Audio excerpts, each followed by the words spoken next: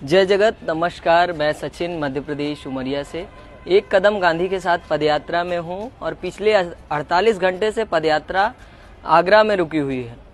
ऐसा इसलिए हुआ क्योंकि मथुरा प्रशासन जाने नहीं दे रही है यात्रा को आगे, ये कह के कि धीरेन्द्र शास्त्री की पदयात्रा मथुरा में एंटर की है तो उसकी व्यवस्था बनाने के लिए आपकी पदयात्रा को यहाँ रुकना होगा। लेकिन हमको ये तय करना होगा क्या देश की व्यवस्था नहीं बनाई जा सकती जिसमें से दोनों जा सके, दोनों पदयात्रा आराम से भी निकल सकती है। लेकिन बात यह है कि एक तरफ उग्र धर्मवाद और हिंसक लोग चल रहे हैं, एक तरफ शांति प्रिय लोग चल रहे हैं। हमको ये सोचना होगा, जनता को ये सोचना होगा कि हम ऐसे देश में रह रहे हैं जहां प्रशासन किसी उग्र धर्मवाद को बढ़ावा देती है और ये कहती है कि आप रुक जाइए अपनी जगह क्योंकि वो लोग हिंसक हो सकते हैं। सेम ऐसा ही दिल्ली में है। दिल्ली जल रहा है, राष्ट्र की व्यवस्था, गृह मंत्री क्या कर रहे हैं ये नहीं पता उनको खुद। हमको जागना होगा, उठना होगा, बोलना होगा। तो आप आवाज़ बनिए एक कदम गांधी के साथ पदयात्रा की, आप आवाज़ बनिए खुद की, आप आवाज़ बनिए संविधान की और देश की। जय जगत। जिंदाबाद साथियों, मेरा नाम विवेक है और आज एक कदम गांधी के साथ जो वाराणसी राजघाट से यात्रा हमारी निकली थी वो आगरा के अंदर रुकी हुई है 2 दिनों से। आज 44वां दिन है। बताना चाहता हूँ कि शासन और प्रशासन ने मिलकर सुनियोजित तरीके से हमारी यात्रा को रोक लगाया है, यह कहकर कि धीरेन्द्र शास्त्री तथा कथित हिंदू राष्ट्र बनाने के पक्ष में एक यात्रा लेकर आ रहे हैं और उन्हें इनसिक्योरिटी फील हो रही है। इस वजह से वो साफ तौर पर मथुरा के डीएम ने कहा है कि आप मथुरा के भीतर प्रवेश नहीं कर सकते। तो अब सोचने की बात है कि 2 तरीके की विचारधाराएं और दोनों यात्राएं, जबकि रूट अलग अलग है और हम बिल्कुल शांतिपूर्ण ढंग से आप 800 किलोमीटर आ चुके हैं और अलग अलग रूट से निकल जाना चाहते हैं, मगर 2 दिन में तो उन्होंने रोक रखा है और न जाने कब अनुमति देंगे इसका तो कोई संभावना नहीं है। तो हम कल की तारीख से निकलेंगे और मथुरा में प्रवेश करेंगे। अब आगे देखना है कि शासन किस पक्ष में खड़ी होकर इस यात्रा को किस प्रकार से देखती और संचालन करती है। जय संविधान, जय हिंद, जय भारत। मैं अविनाश हूँ, वर्धा से आया हूँ, महाराष्ट्र से। इस पदयात्रा में जो राजघाट वाराणसी से राजघाट दिल्ली तक जा रही है, सहभागी हुआ हूँ इसलिए क्योंकि लोकतंत्र बचाने के लिए राष्ट्रपिता महात्मा गांधी के मार्ग पर ये लोग चल रहे हैं। जिस तरह से वर्तमान सरकार जो कि लोकतंत्र की और संविधान की धज्जियाँ उड़ा रही है, लोगों को ये समझाना ज़रूरी है। जिस तरह से लोकतंत्र के माध्यम से सरकार आती है और सरकारें संविधान को ताक पर रखकर लोकतंत्र को ख़त्म करने की कोशिश कर रही है। सर्वशासन की ज़मीन को जिस तरह से कानून को साइड में रखकर इन्होंने ख़त्म किया, किसी तरह का कानून का उपयोग नहीं किया और इसी तरह से जगह जगह पे व्यक्तिगत तौर पर भी ये लोग हमले कर रहे हैं। इन हमलों से बचाने के लिए लोग ही ऐसे हो सकते हैं कि लोकतंत्र में संविधान को और लोकतंत्र को बचाने के लिए इन सरकारों को खिलाफ मुहिम खड़ी करे, इसलिए इस यात्रा का आयोजन है। साथियों नमस्कार, मैं प्रियेश। 2 अक्टूबर को बनारस के राजघाट से शुरू हुई एक कदम गांधी के साथ पदयात्रा आज अपने 43वें दिन आगरा शहर में है। तय कार्यक्रम के अनुसार ये यात्रा अपने 45वें दिन मथुरा शहर में प्रवेश करेगी। लेकिन आज मथुरा शहर के जिलाधिकारी ने हमें फ़ोन किया और उन्होंने बताया कि 16 तारीख को धीरेन्द्र शास्त्री की सनातन एकता यात्रा मथुरा आ रही है और इस वजह से वो हमारी यात्रा को और हम पदयात्रियों को मथुरा शहर में प्रवेश नहीं करने देंगे। हमने उनसे स्पष्ट कहा है कि हमारी यात्रा देश में संविधान, लोकतंत्र, एकता, बंधुत्व का संदेश लेकर आगे बढ़ रही है और वहीं पे धीरेन्द्र शास्त्री की यात्रा देश में बहुसंख्यक वर्चस्व की राजनीति को बढ़ावा देने के लिए आगे बढ़ रही है। आप तय करें कि कौन सी यात्रा मथुरा के लिए, मथुरा की साझी इतिहास के लिए, मथुरा के समावेशी इतिहास को दर्शाती है और कौन सी यात्रा भारत को और मथुरा को विभाजित करने के लिए आगे बढ़ रही है। आप ये तय करें। हम अपनी यात्रा लेकर आगे बढ़ते रहेंगे और हमारा स्पष्ट मानना है कि ये देश किसी धर्म की किताब से नहीं, संविधान से चलेगा। हम सभी संविधान को मानने वाले न्याय पसंद लोगों से आग्रह करते हैं कि इस यात्रा को मजबूत करें और समाज को बांटने वाले ऐसे सभी प्रयासों को, समाज को तोड़ने वाली ऐसी सभी यात्राओं, सभी राजनीतिक कार्यक्रमों को विफल करने में हमारा सहयोग करें। इनकलाब जिंदाबाद, जय भीम। मित्रों, एक कदम गांधी के साथ पदयात्रा का आज 43वां दिन है। आज हम आगरा में हैं। आज सवेरे मथुरा डीएम का फ़ोन आया कि आप 15 और 16 को मथुरा का बॉर्डर सील है, क्योंकि धर्म यात्रा आ रही है शास्त्री की। उस यात्रा में हजारों लोग हैं, हम उनकी व्यवस्था में लगे हुए हैं, इसलिए आप उस दिन यात्रा न करें, आप आगरा में ही बने रहें। आपके माध्यम से भी निवेदन करना चाहते हैं कि ये हमारी यात्रा 6 महीने से अधिक समय से चल रही है, पहले से तय हुई है और हमारा 16 को आगरा मथुरा पहुंचने का तय था, लेकिन हमने डीएम के आग्रह से उसको एक दिन आगे बढ़ाया है। लेकिन अब वो मथुरा बॉर्डर में भी प्रवेश नहीं करने दे रहे हैं। ये अलोकतांत्रिक तरीका है। एक यात्रा जो हिंदू राष्ट्र की बात कर रही है, जो नफरत फैला रही है, वो उसके हजारों लोग उसमें वृंदावन में आ सकते हैं, लेकिन जो सद्भावना, संविधान और लोकतंत्र की बात कर रही है, गांधी की बात कर रही है, वह यात्रा मथुरा में प्रवेश करने के लिए शासन रोक रहा है। ये अनुचित है, हम इसका विरोध करते हैं। हम आपसे अपील करते हैं कि आप भी शासन प्रशासन को कहें कि जहां मंत्री और विधायक, सांसद सब आ रहे हैं, वहां ये हमारे गांधीवादी साथियों को जाने पर रोक है। ये बिल्कुल ही अलोकतांत्रिक तरीका है। जिंदाबाद साथियों, एक कदम गांधी के साथ पदयात्रा आज 43वें दिन आगरा में है और एक बड़े दुख की बात है कि लगातार मथुरा का प्रशासन हम लोगों को रोक रहा है मथुरा में प्रवेश करने के लिए, क्योंकि उसी समय एक पदयात्रा धीरेन्द्र शास्त्री की चल रही है हिंदू राष्ट्र बनाने के लिए, और जबकि हम लोगों की यात्रा संविधान, सद्भाव, लोकतंत्र और भाईचारा को बनाने के लिए है, वहीं धीरेन्द्र शास्त्री की यात्रा हिंदू राष्ट्र बनाने के लिए है। तो जिसमें उस हिंदू राष्ट्र की यात्रा में पुलिस प्रशासन से लेकर के डीएम और देश के अन्य मंत्रियों के साथ प्रदेश के मुख्यमंत्री भी शामिल हो रहे हैं। यह बहुत दुख की बात है कि वह देश तोड़ने वाली यात्राओं का ऐसा साथ दे रहे हैं, जबकि इस यात्रा जो संविधान को लेकर चल रही है, इसको लगातार रोका जा रहा है। लेकिन हम लोग रुकने वाले नहीं हैं, हम लोग डरने वाले नहीं हैं। हम लोग इस यात्रा को लेकर के जाएंगे, अपने जो तय निर्धारित कार्यक्रम है उसको हम लोग करेंगे, चाहे पुलिस प्रशासन हमको क्यों ना हम लोग सभी साथियों को जेल में डाल दे। जिंदाबाद, जय हिंद। साथियों, मुझे खुशी है कि एक बहुत ही बेहद महत्वपूर्ण काम पर आप लोग लगे हैं और मैं निश्चित रूप से कह सकता हूं कि देश और दुनिया को अगर बचना है तो गांधी के रास्ते के अलावा कोई दूसरा रास्ता नहीं। आज और ज्यादा गांधी को जाने की आवश्यकता है। जहां तक गांधी जी का सवाल है, गांधी जी से जब पूछा जाता था कि महात्मा जी आपके विचार क्या हैं,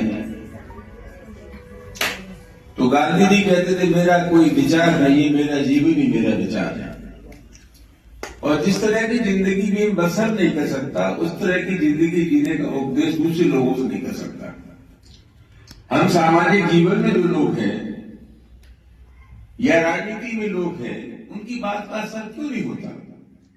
उनकी बात का असर इसलिए नहीं होता कि जो बात हम कहते हैं लोगों से मनवाना चाहते हैं, हमारा खुद का आचरण इस तरह का नहीं। तो गांधी की बात का इसलिए असर होता है। महात्मा गांधी जब 1915 में हिंदुस्तान में आए और अपने गुरु गोपाल कृष्ण गोखले से पूछा कि मैं राजनीति करना चाहता हूं, गोखले जी ने कहा पहले देश को समझ लो। वो चंपारण के इलाके में गए। महात्मा गांधी एक बहन तालाब में अपनी धोती साफ कर रही थी, आधी धोती को लपेट, आधी धोती को साफ किया। गांधी जी नजारा देखते रहे। गांधी सूट वूट पहनते थे, टाई लगाते थे। जब उस बहन को देखा कि इस बहन के पास बदलने के लिए साड़ी नहीं है, महात्मा गांधी ने अपना सूट फेंक दिया और रंगोटी लगा दी। तो महात्मा गांधी हमारे आदर्श हैं। और मैं निश्चित रूप से कह सकता हूं, आज दुनिया ने जो तबाही का रास्ता अख्तियार कर रखा है, ये हिंसा का रास्ता अख्तियार कर रखा है, उसमें रोशनी की अगर कहीं कोई किरण है तो उसका नाम महात्मा गांधी के अलावा कोई दूसरा है। दोस्तों, गांधी इतने बड़े नेता थे। मैं अक्सर कहता हूं, दुनिया में जितने भी लोग पैदा हुए, सोवियत रूस को छोड़ के दुनिया का कोई झंडा ऐसा नहीं था जो महात्मा गांधी के सम्मान में न झुका उनके इंतकाल के बाद। और मैं अक्सर कहता हूं कि व्यक्ति का जो मूल्यांकन है ऊपर से नहीं होता, व्यक्ति का मूल्यांकन उसके कर्म से होता है। आज कितने प्रधानमंत्री और राष्ट्रपति आए, इस धरती में समा गए। दुनिया का बड़े से बड़ा आदमी जब हिंदुस्तान में आता है तो किसी राष्ट्रपति और प्रधानमंत्री की समाधि पर जाकर के नहीं जुटता, उसका असर अगर कोई जुटता है तो महात्मा गांधी की समाधि में जाकर महात्मा गांधी की विचार को, उनकी वाणी को आप आगे बढ़ाने का काम कर रहे हैं। ये सिर्फ आपका ही काम नहीं है, ये हमारे दिल का काम है, हमारे मन का काम। और हमारा फर्ज ये है कि हम 4 कदम भले आपके साथ न चल सकते हो, लेकिन इन कदमों के साथ में अपने जज्बात को जरूर जोड़े, अपनी भावना को जरूर जोड़े। मुझे उम्मीद है कि जिस मकसद से आप निकले, आप अपने मकसद में कामयाब होंगे। बहुत बहुत धन्यवाद।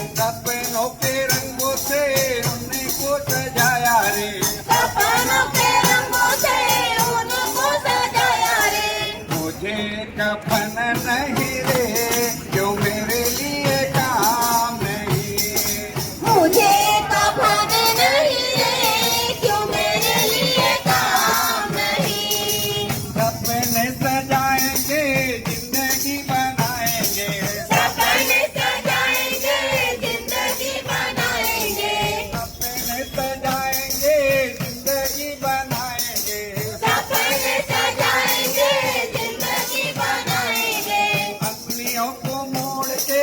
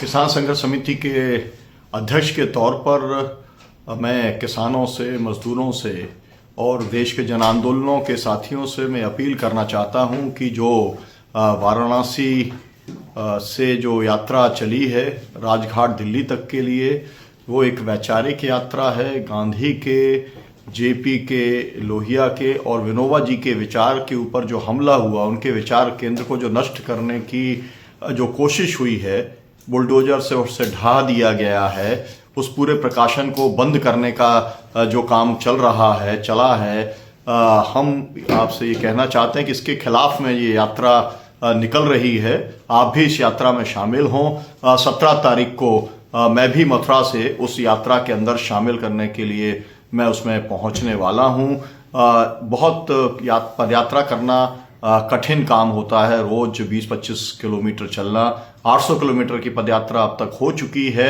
ये संघर्ष जिस दिन से बुलडोज करने का काम किया गया, उस सर्व सेवा संघ के परिसर को वाराणसी राजघाट में, उस दिन से ये संघर्ष जारी है। गिरफ्तारियां भी हुई हैं, मुकदमे भी लिखे हैं, लेकिन ये गैर कानूनी तौर पर सब कुछ किया गया है। उसका मकसद केवल जो है वो अडानी को जमीन सौंपना है। मैं आपसे इतना कहना चाहता हूं, इस विचार की लड़ाई को अगर आप आज नहीं लड़ेंगे तो देश के संविधान के ऊपर खतरा जो पैदा हो गया है, वो आप तानाशाही के रूप में इस देश के अंदर आप देखेंगे। लोकतंत्र खत्म होगा, तब लड़ना पड़ेगा। हमारे पुरखों ने अंग्रेजों से लड़ा, हमारे पुरखों ने लड़ने का काम किया इमरजेंसी से, हमें भी तानाशाही से लड़ने का काम करना पड़ेगा।